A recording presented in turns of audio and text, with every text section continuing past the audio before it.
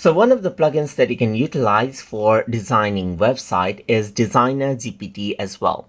So for that, I'm going to go around onto Explore GPTs right here, and I'm going to go around and type in DesignerGPT around over here.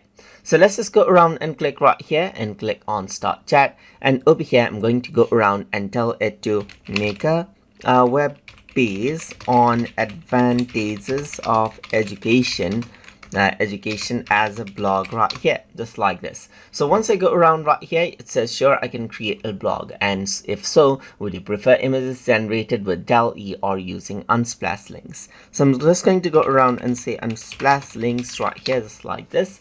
And once I do that, it says great, I'll use Unsplash links for the images, and it'll start generating out the page right here, as you can see right here.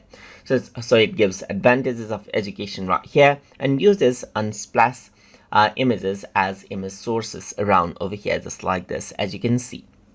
So now it is creating different sections. What you can also do is you can go around and send the code to Replit if you want. But I'm just going to go around and copy this code around right here.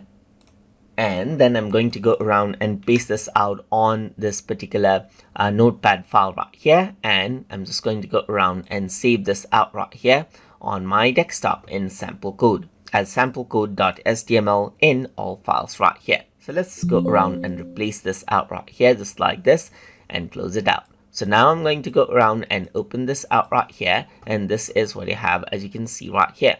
So there's images from Unsplash right here. It didn't quite load, but you can see that this is what you have. And the website is quite responsive, as you can see right here. So you can go around and this is what you have, as you can see. So that is how you can go around and utilize DesignerGPT inside of ChatGPT to generate web pages. So hope you guys learned something as always. And as always, please like, comment, share, and subscribe.